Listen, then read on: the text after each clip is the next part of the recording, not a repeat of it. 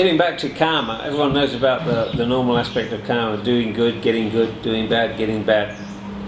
But there are other forms of karma too. When you're about to die, the karma which has an effect and causes you to take rebirth somewhere, it could be the first one which gets in the queue is actually the weighty karma, the heaviest karma, such as if you've killed an arahant or one of your parents, and then you'd be definitely off to the lowest hell for an eon, no escaping that. But then you've got what they call sort of habitual karma, things that you do regularly, but also the one which could, so you might have been a good person all your life trying to do good, but on your deathbed you might be thinking something bad, and this they call death proximate karma. So it's very important when you're actually dying to be of a good frame of mind, thinking good thoughts, remembering good past actions when you are making merit and things like this, not remembering something bad because it causes you to feel sorry and might lead you to get reborn in a bad way. There's a story where during the Buddha's time there was a king and queen, somebody like this, and they were followers of his and liked to make merit, particularly the queen. She was very devout and spent a very good life. But when she died, she went to hell because on her deathbed she happened to be thinking about when she'd told a lie to her husband once. And this led her to be reborn in hell just for 7 days. Now the king knew that the Buddha could know the future and know where people had been reborn and things. So he asked the Buddha, he said, well, where's my queen taken rebirth?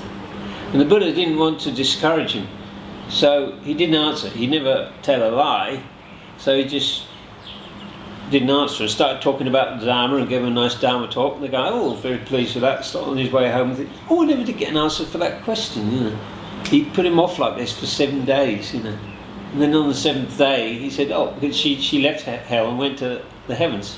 So, she's gone to the heavens. He didn't want to break his understanding, because he thought, she's been good all this time and then ends up in hell. What is this karma business? It doesn't seem to work. So he was using a good way of putting the guy off from learning the truth, so that's very important, not only for ourselves, if we get the chance to prepare for our death. Know we're dying, if you're dying of old age or something else, you get a chance to prepare yourself, and you can try and, if you've done meditation, meditate until you die, certainly think about good things, not bad things. And if you're able to be there at the bedside when somebody's dying, your mother, relatives or somebody, you can even say to them, if they've been a Buddhist, you can say, try and meditate or think of chanting, the Buddha and things like this. Or if they're not Buddhist, they're Christian, then just remember the good things you've done, in life, how you've helped people. Don't worry and don't think about leaving and what the rest of the family's going to happen to them and all that. So that's important, that death proximate karma. And they also reckon that those who practice meditation regularly are unlikely to lose their mind, get things like Alzheimer's, and sort of get, a lot of people when they get older get very forgetful, and they're a bit of a burden on the relatives having to take care of them. They can't do much for themselves. But if you practice meditation, training the mind, you're unlikely to get to that kind of state. You're also unlikely to die in an accident. Some people are driving along in a car, one moment you're alive, bang, the next second you're dead. You don't even, no time to prepare for a death or anything, and it's a big shock. So a couple of sort of stories, I suppose. Imagine there's a guy gets hit by a car.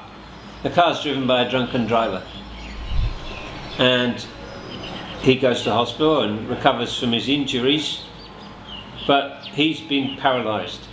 so he's got to spend the rest of his life in a wheelchair. An ordinary person, say an atheist or even a Christian, somebody whose belief is that they've only got one life, one chance, they're going to feel really bad about it and think, oh look, my whole life's been ruined and I can't do the sports I used to enjoy, you know, no woman's going to be interested in me sat in this wheelchair. They'll be feeling very sorry for themselves. They might even be feeling angry and hate the guy who did it, you know. He got scot-free, he should have been in prison, you know, it's not fair, you know, why should this happen to me, you know. They think they've only got one life, one chance and it's been ruined, you know. So, hating is never good. It's always bad to hate people and wish ills on them. So, you're creating a karmic link. So, besides having a miserable life, wishing it hadn't happened and thinking you're done badly, when you die, you might still be even thinking about this, and the death proximate karma could cause you to go to a bad rebirth. And then when you come back to human again, you've sort of created a link with that person, so you probably meet again and something happened. Now, Buddhist, I suppose it was me in that situation, I would probably say, okay, well look, this guy's, I've been involved in an accident, it's not a small thing. I must have caused it in my past life. One of my past lives I created this cause, otherwise it wouldn't be the result. So fine, you know, get on with your life, mate, good luck, you don't go to prison or anything, have a good time, I don't hold it against you, I'll forgive you, you know. So I'm not sitting there miserable and thinking, oh, why me? I know that we have many, many lives, many chances, so this is not my one and only chance ruined, you know. I can still get around in a wheelchair, I can still read Dharma books, I can still meditate, I can watch things, you know, that you see before Olympics, they have the Paralympics every time, and the people who are determined could do many things, even though they're disabled. So you don't have to let it ruin your life. And so I wouldn't have the same situation. I probably wouldn't be thinking bad things and creating a karmic link with that person. So totally different situation, just because of my different understanding on what's real, you know. And also I try and make people imagine a pendulum. Okay. This pendulum is our existence as long as we're still in samsara, we're being born and living our life. So, on one side of the pendulum is suffering, the other side is pleasure. Nobody wants to suffer. But because of impermanence, the thing keeps moving, you know. It goes from one extreme to the other. Now, people try and hold the needle and stop it moving on the side of pleasure. Nobody wants to hold it on the side of suffering, but they want to hold it on the side of pleasure and not allow it to move, but that can't happen, it's got to keep moving. So people go from high to low. Now, somebody who understands the Dharma, they understand the cause of suffering and that it's okay, it's suffering, but most of the suffering is mental. So if you understand the causes for it and don't get caught up in it, and you suffer less, you know. You don't let the suffering bother you so much. And the pleasures, although they're nice, you don't get so attached to them and crave them and desire them. So, oh no, the peace is nice, fine, you know. The meal's great, okay. If it's not okay, fine, it doesn't matter. You know. So it's as though the pendulum's starting to slow down. It doesn't go to the extremes anymore. You don't suffer so much. You don't get so attached to the pleasures. And eventually, of course, it stops in the middle, which is perfect peace, escaping both the extremes of pleasure and suffering. And that's what nirvana's like. You know, you're just at peace. As your understanding of the Dharma gets better, you know, you start to... It's as though the pendulum slows down, really. It's up to all of us to help ourselves, to do the practice ourselves. Nobody can do it for us.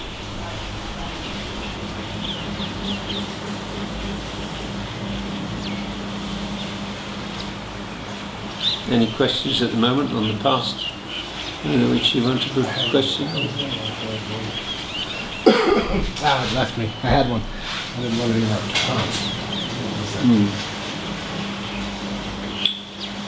question.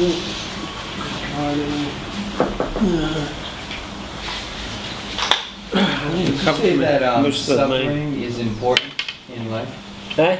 Would you say that suffering is It's not important, but it's inevitable. You know, we're inevitably going to meet suffering as long as we're alive. I mean, that's why the Buddha said, you know, to escape suffering, we've got to stop being born. And the only way to do that is by practicing the vipassana and reaching nirvana. Suffering, of course, isn't necessarily intense physical pain from illness or injury. Suffering can be any minor irritation. Oh, that mosquito's annoying me, you know, or that dog barking annoying me, you know, just not getting what you want, getting what you don't want, you know. Even when we're asleep we suffer. The body, you know, the gravity pulls the body fluids down and they start to the body gets uncomfortable, and so it makes you roll over, you know, to adjust the things. And so these are minor suffering. If you actually looked at any day, how much of it is really pleasurable and how much of it's, I think the vast majority of the time it would be most minor irritations and sufferings. We wouldn't call it suffering, but it is. It's, you know, it's this discomfort. So, but as I say, it's mostly mental. It causes it. You know, you get a kid at the marketplace with his parents, and he wants an ice cream. And the parent says, "Oh, sorry, we can't. Haven't got time, or we can't afford it." And he starts to throw a tantrum. You know, they're making themselves suffer. You know, over his desire and craving for something and not having it fulfilled. He's suffering. Another kid over there, he hasn't got an ice cream either, but he hasn't got this great desire, so he's not suffering. So most of the suffering we make ourselves because of our misunderstanding of reality. You know, the main teachings of Buddhism, they talk about the Four Noble Truths, which was the first teaching the Buddha gave. And the first noble truth is the truth of suffering, understanding that suffering exists. What the cause is, mostly our cravings and desires, and the craving for re-existence. You know, we don't want to disappear. So even though lives are often quite bad and uncomfortable, we'd still rather have them than not be alive at all. So there's this continued craving, and of course we're producing karma all the time. Until we understand the truth about the Dharma, we're producing karma, and that's going to cause us to come back. So the first noble truth is the truth that there is suffering. The second is the cause of suffering, as I say, which is our ignorance of the truth and craving for re-existence. The third noble truth is that this suffering can come to an end. There is an end to suffering. It's called nirvana.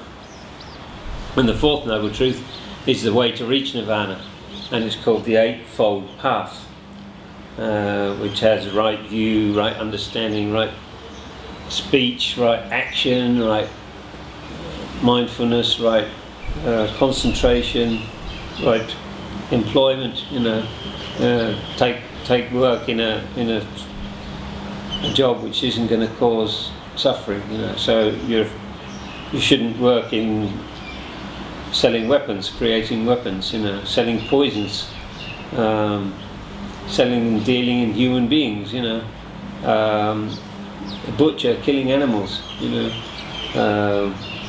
this kind of thing. So if your employment is something which is going to create suffering, you should avoid it. Even something like the advertising industry is not probably always good, because a lot of the time it's just a pack of lies you're telling people. And encourage them to buy something which you know is rubbish. Creating desire. Yeah, creating desire and cheating people because you're telling them this is great, this cure is everything, and it doesn't. You know, it doesn't. It's just. Well, actually, it's funny. I watched a documentary about advertising and how basically what they did was, you know, the 7 sins. They basically took those and used them as their marketing devices. Lust, greed, envy. You know. So So it was pretty interesting psychology to know that they're basically intentionally practicing wrong speech in order to play on people's insecurities. And If they've got his money, then they'll do anything to get it, you know.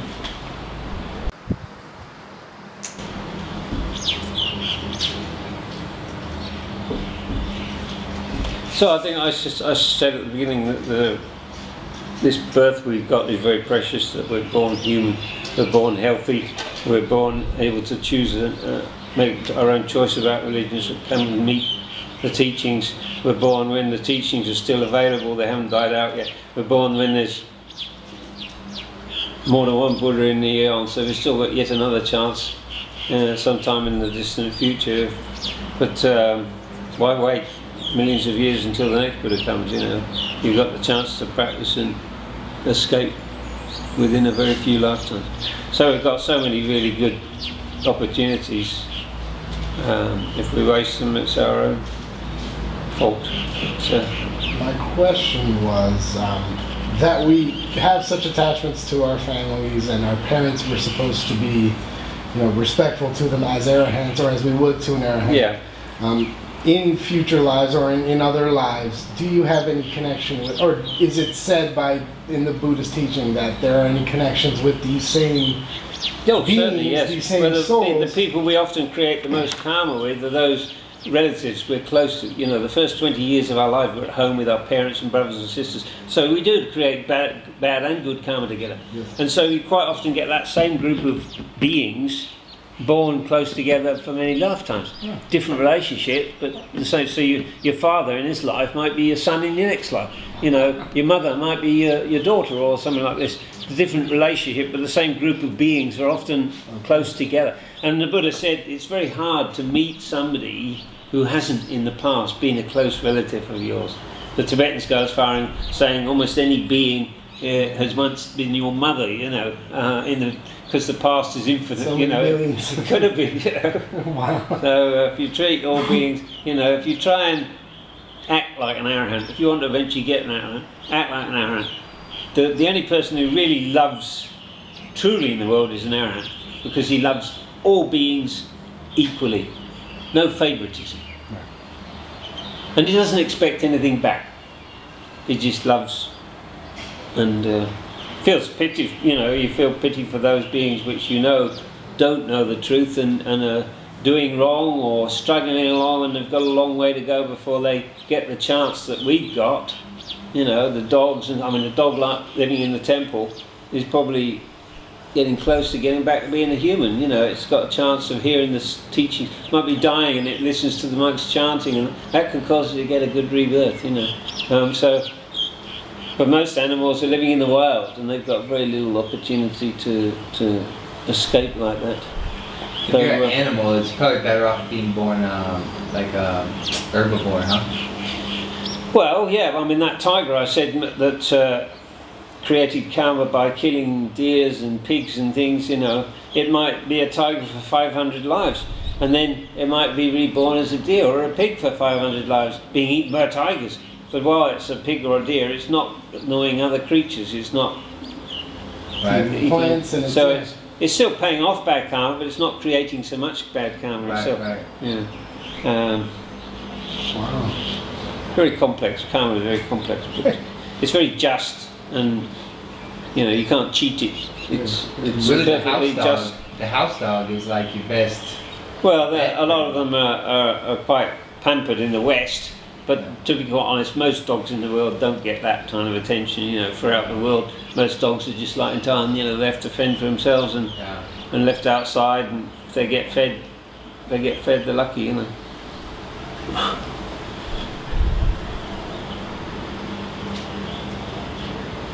Yeah. You know, some people would say that like in order to really like understand joy, you will have had to have gone through some suffering. I don't know. But we've all gone through suffering anyway. Nobody doesn't need suffering at some days. And also, as far as karmas go, don't think, there's this beggar here beside the road, maybe crippled. He's obviously suffering from past karma. He's been born poor, he's been born crippled. If you don't say, well, that's his karma, and just walk past and ignore him, serves him right. No, you still do your best to try and help him. You don't say, oh, I'm going to interfere with his karma if I'm going to help him. That's not right. That's not how it No, works. don't think that at all. You still try and relieve other people's suffering as much as you can. You're not disturbing his karma. You might be by helping him, you might be some of his good karma having an effect, which is helping to relieve his bad karma suffering. So I don't think that you should leave him alone and not help. Some people are a bit unsure about that. Yeah. Did the Buddha teach fate? No, not as really. Fate. Yeah. I mean, the Hindu understanding of karma is about fate, that everything's predestined, and it's my karma to be born in this low caste, and what can I do? I can't do anything to change it. You can do it. You can change it. We've still got free will, Right. and we can. I'm changing my karma now. I'm keeping the precepts as well as I can from today on. The past and what I did wrong, forget it. Don't worry about it. It's not going to help. It's going to give you a headache and make you feel bad. So it's done, and from now on, I'm making a change, and you can change. It's not fixed. So that would be a bit. If it was all predestined, you haven't really got any free will. I mean, really, even the Christians just say that God made you, and if He, all-knowing God, He made this being, this new soul, and He knows the future, so He knows just going to make a mistake and muck it up and end up in hell. So you're creating a being knowing that it's going to suffer for eternity. What kind of a compassionate God is that? It's not compassionate, is it? It doesn't make sense. It's not logical. God's got to be better than that, So the Buddhists don't believe there is a God. It's not logical that there would be. If you say, well, God created everything, well, who created God? Well, it doesn't work, does it? It's not logic. That's why I like Buddhism, because it's very logical. It makes sense, and it's fair. Okay then. Okay, great. Yeah, So, about 3 o'clock. Yeah. Very good.